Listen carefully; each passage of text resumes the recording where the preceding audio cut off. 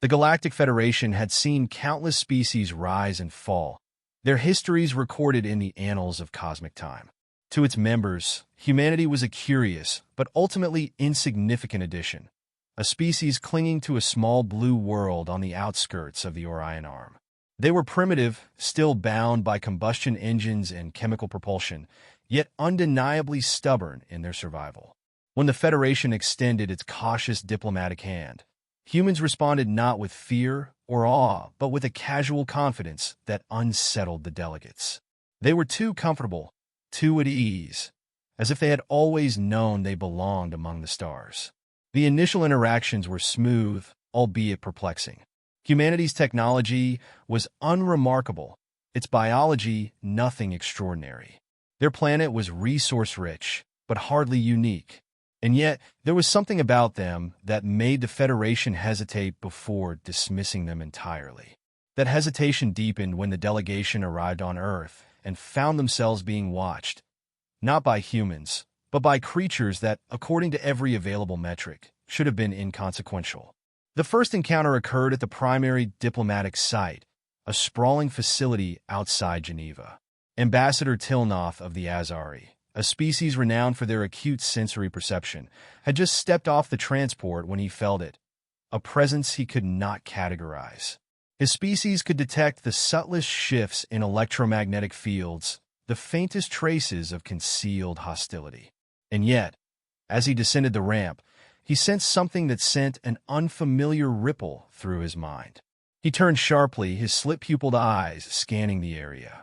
There, sitting in perfect stillness beneath the shade of a tree, was a creature. It had 4 legs, a thick coat of fur, and dark eyes that locked onto him with unwavering intensity. Its gaze was not hostile, yet it held something Ambassador Tilnoth recognized all too well: an evaluation. A human stepped forward, oblivious to the weight of the moment. "Ambassador Tilnoth, welcome to Earth," the diplomat said warmly. "I hope your journey was smooth." Tilnoth barely acknowledged the greeting, his focus still on the animal. "What is this?" he asked, his voice uncharacteristically unsettled. The human followed his gaze and chuckled. "That's a dog. His name's Bishop. He's part of the security detail." "Security?" Tilnoth echoed, glancing around. The facility was lined with surveillance equipment, human guards, and presumably weapons hidden beneath the pristine architecture. And yet, this creature was part of the defense? The diplomat, sensing his confusion, elaborated. "Dogs have been our companions for thousands of years. They're more than just animals. They can detect threats long before we can. Body language, sense, micro-expressions. If someone approaches with bad intentions, they know." Tilnoth considered this. Biological threat detection was not unheard of. Several Federation species had evolved heightened senses to detect predators. But those abilities were instinctual, not refined, not strategic. And yet, as he stood there beneath the Earth's warm sun, he had the distinct and chilling impression that this creature was calculating risk, analyzing him with precision beyond even his own species' capabilities. The real test came that evening. The Federation, eager to assess human security measures, had planned a subtle test. One of their operatives, a Fenari scout with natural camouflage abilities, would attempt to bypass the Earth perimeter. Not to cause harm, only to see if humans could detect an infiltrator of the kind that had bested many advanced civilizations. The Fenari moved like a whisper, adapting their skin to match their surroundings, suppressing their biosignature to near imperceptibility. It should have been easy. The operative made it within meters of the diplomatic quarters before the silence shattered. A deep, guttural growl rippled through the night, followed by the thunderous sound of paws against the ground. Lights flooded the area, alarms blaring, but they were secondary to the true force of detection. 5 dogs, sprinting across the compound, their bodies low, their movements efficient. The Fenari barely had time to react before he was surrounded, the dogs forming a disciplined ring around him, snarling, teeth bared, ready to strike. The humans had not raised their weapons. They had not even moved. It had been the dogs who had reacted first, their primal instincts recognizing what no technology could. The Fenari deactivated his camouflage and surrender, stunned beyond words. The handlers gave a signal, and instantly, the dogs stood down, though their eyes never wavered from their target. The Federation delegation stood in stunned silence. Tilnoth turned to the human diplomat, his voice barely above a whisper. "Your species, you trust them implicitly?" The human, smiling as one of the dogs returned to his side, scratched behind its ears. "With our lives." For the first time in his long career, Tilnoth felt something akin to unease. He had seen species rise and fall, had witnessed civilizations that could shatter moons and bend light itself. But this was something else entirely. He looked down into the eyes of the nearest dog, and for a brief moment, he was certain of one thing. It was not humanity that the galaxy needed to fear. It was the creatures they had brought with them. And the galaxy had no idea what it was up against. The Galactic Federation had long believed that its dominion over the stars was unshakable. Civilizations rose and fell, but the Federation endured, its influence woven into the fabric of the cosmos. Yet for all its technological mastery, it was unprepared for the enemy that now stalked its highest ranks. The Xelthar did not wage war in the traditional sense. There were no armadas, no planetary invasions. Their battles were fought in the shadows, unseen and unstoppable. They were assassins, their bodies shifting between dimensions, phasing in and out of physical space with a mastery that defied detection. No sensor, no scanner, no neural network could perceive them until it was far too late. They had already claimed 6 planetary governors, 3 high-ranking admirals, and the Federation's chief intelligence officer. Panic rippled through the ruling council. They were losing a war they couldn't even see. Ambassador Tilnoth stood before the Federation High Command, his expression unreadable. The assembled leaders spoke in hushed, tense voices, their words laced with frustration. They had tried everything: energy field barriers, quantum resonance detectors, biosignature sweeps, but nothing had stopped the Xelthar. The enemy slipped through their defenses like mist through fingers. But Tilnoth had seen something the others had not. He had witnessed creatures that detected a Fenari scout, a being nearly undetectable by conventional means, as if it were standing in broad daylight. He knew humanity's secret. "We must bring them in," Tilnoth said at last, his voice firm. "The humans?" There was a murmur of disbelief, then outright dismissal. "They are primitive," scoffed the Chancellor of the Ketheri Dominion, her ridged brow furrowing. "What can they possibly offer that our most advanced technology cannot?" Tilnoth let the silence stretch, then answered, "Not the humans. They're protectors." The room fell into stunned quiet. Some of the delegates exchanged wary glances. Others scoffed openly. "You mean they're animals?" one sneered. Tilnoth's voice remained steady. "I mean they're dogs?" It took days of deliberation, endless disputes, and no small measure of skepticism. But desperation made the unthinkable possible. The Federation sent its envoys to Earth with a single request: bring the dogs. Humanity agreed, though not without its own questions. The Federation's plight was explained in stark terms. An enemy that could not be seen, could not be traced, but struck with deadly precision. Humanity listened. Then, in the way only humans could, they shrugged and said, "Sounds like a job for the K9 unit." The first deployments were small. Select teams of Earth's finest, handlers and their dogs, were stationed at high-risk locations. Council chambers, military outposts, and strategic installations where the Xelthar were most likely to strike. The Federation still held doubts. Could mere animals succeed where their greatest minds had failed? They learned the answer soon enough. The Xelthar had been targeting Admiral Corvex, a key figure in the Federation's war strategy. His personal security detail had been tripled, his chambers lined with every known countermeasure. None of it should have mattered. The Xelthar always found a way. But this time something changed. The attack came in the dead of night. A ripple in the air, an almost imperceptible shift in the atmosphere. No alarm sounded. No scanner detected the breach. And then, from the darkness, a growl. Not the kind of growl that spoke of mere aggression, but something deeper, primal, a sound that turned blood to ice. A sound that said, "I know you're there." The Admiral awoke to the chaos of barking, of scrambling feet, of guards rushing into the chamber. His heart pounded as he took in the sight before him. The Xelthar assassin, a creature that should have been invisible, was writhing on the floor, unable to complete its phase shift. The dogs, 3 of them, had already lunged, teeth flashing, bodies moving with deadly coordination. They did not hesitate. They did not falter. They struck as one, their instincts unfazed by an enemy that defied logic. The Xelthar screeched, trying to shift away, but something was wrong. The dogs had disrupted its rhythm, its precise timing. It flickered between dimensions, struggling, until it made one final mistake. It solidified for a fraction of a second too long. That was all it took.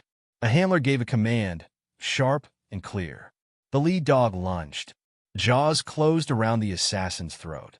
A brief, violent struggle, and then nothing. The Xelthar lay still. Silence stretched through the chamber, broken only by the panting of the dogs. The guards stood frozen, barely comprehending what had just transpired. The admiral, shaken but alive, turned to the handler, his voice hoarse. "How?" The human knelt beside one of the dogs, running a hand through its fur. "They don't rely on sight or scanners," he said simply. "They feel things, sense things, and when they do, they act." Word spread. Across the Federation, dogs were stationed at critical points. Assassination attempts dropped overnight. The Xelthar, once a force of terror, found themselves hunted instead of hunters. They were no longer the unseen, the untouchable, and for the first time in their existence, they knew fear. The Federation had been wrong about humanity. It was not their weapons, their intelligence, or their technology that made them formidable. It was their guardians, creatures bound by loyalty, sharpened by instinct, honed by thousands of years of partnership with the most unpredictable species in the galaxy.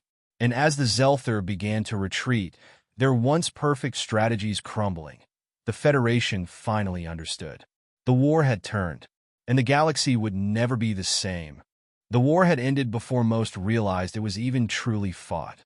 The Xelthar, once a nightmare lurking in the unseen folds of space, had been exposed, outmaneuvered, and undone, not by energy weapons or quantum sensors, but by something far older. Something with teeth and instinct sharpened by millennia at humanity's side. The Federation could hardly believe what had happened. Reports from every strategic outpost confirmed the same impossible truth.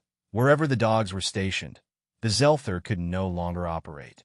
Their infiltration tactics, once unstoppable, crumbled beneath the unwavering vigilance of Earth's canines.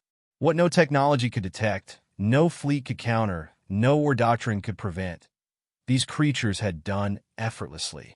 Ambassador Tilnoth stood in the Central Command Hall of the Federation, watching as Admiral Corvex addressed the assembly. The once weary military leader, now standing with a renewed fire, spoke with conviction. "We no longer ask if humanity has a place among us," he declared, his voice resonating through the great chamber. "They have proven it, not through conquest or intimidation, but through loyalty, through partnership. Their allies, no, their guardians have saved us all." There was no dissent, no skepticism. The Xelthar had gone silent, retreating to whatever void they had once slithered from. The Federation was safe, but they all knew safety was never permanent. If the Xelthar existed, others like them surely did. The Federation did not make the same mistake twice. Within months, the Galactic Canine Corps was founded. At first, the idea seemed absurd. A specialized unit of trained Earth dogs deployed across Federation worlds, acting as living sentinels against unseen threats. But those who had survived the Xelthar crisis knew better than to doubt. Humans, once regarded as an odd, reckless species, now stood at the center of a revolution in security and warfare. Training facilities were established on Earth, and Federation envoys watched in fascination as human handlers worked with their canine partners, refining their skills in detection, pursuit, and response. Breeds were selected with care. Belgian Malinois for speed and precision, bloodhounds for their unparalleled tracking, German shepherds for their tactical versatility. Some were even trained for off-world deployment, their resilience tested in artificial gravity, their senses sharpened in alien biomes. Tilnoth visited one of the training sites himself, curious to witness this strange new order taking shape. He stood beside a human officer, watching as a team of dogs worked through an advanced detection drill. Their movements were fluid, their focus absolute. There was no hesitation, no reliance on equipment or external cues. Only instinct, sharpened into something far beyond what evolution alone had crafted. How do you train them to be so precise? Tilnoth finally asked. The officer, a seasoned handler named Captain Ramirez, chuckled. We don't. We just guide what's already there. He gestured toward the dogs, pride evident in his voice. They're always watching, always sensing.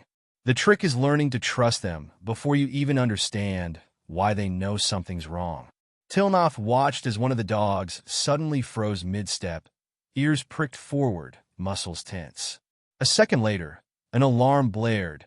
A simulated infiltration attempt had just failed before it had even begun. Trust, Tilnoth realized. That was the key. These creatures had earned the unwavering confidence of their human partners, and now they were earning the same from the entire galaxy. It didn't take long for the Xelthar to take notice. They had never encountered resistance like this before. Their silent invasion routes were closed, their hidden movements tracked with terrifying accuracy. The creatures that had once been ghosts now found themselves the hunted. The Canine Corps was no mere deterrent. It was a declaration. In time, the Xelthar abandoned their campaign entirely. The risk was too great. No prey was worth this kind of fight. And yet, the Federation did not disband its new guardians. If anything, their presence only expanded. The Canine Corps became standard across high-risk diplomatic sites, deep space research stations, and even planetary colonies in uncharted sectors. Humans were no longer the species in need of protection. They were the ones providing it. One final meeting was called. The Federation, having deliberated for weeks, was ready to make its decision. It was not merely a question of gratitude, nor one of necessity. It was about recognition, about acknowledging that the galaxy had changed, and those who had changed it deserved their rightful place among its leaders. The High Council convened, their voices carrying the weight of history. Earth, the Chancellor announced, is to be granted full membership within the Federation. Not as a junior partner, not as a protected world, but as equals. The chamber erupted in sound, some in celebration, some in stunned disbelief.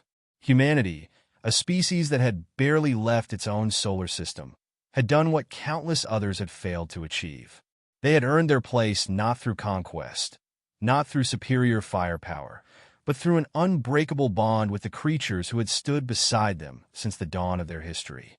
Later that evening, Tilnoth found himself standing beside Captain Ramirez once more, watching as handlers led their dogs through the starlit training grounds. You knew, didn't you? Tilnoth asked, his voice thoughtful. Even before all of this, before the Xelthar. You knew what they were capable of. Ramirez smirked, kneeling to ruffle the fur of the dog at his side. We never doubted them, he said simply. We were just waiting for the rest of you to catch up. Tilnoth looked down at the creature beside Ramirez. It met his gaze, not with the wariness he had felt before, not with the primal scrutiny of a mere predator, but with something deeper, a quiet, unwavering certainty, a knowing. Tilnoth had seen many things in his lifetime. He had witnessed the rise and fall of civilizations, had walked the corridors of dying worlds, and stood before beings that reshaped the stars themselves. And yet, in this moment, in the presence of this creature and its human counterpart, he understood something profound. The Federation had always sought strength in ships, in weapons, in grand displays of power. But the greatest strength was not always the loudest. Sometimes, it was found in the silent guardians who watched, who waited, who protected, not out of duty, but out of something far greater. Loyalty. And as Tilnoth turned his gaze to the horizon, where new worlds and new challenges awaited, he realized one thing with absolute certainty. The galaxy would never again be the same.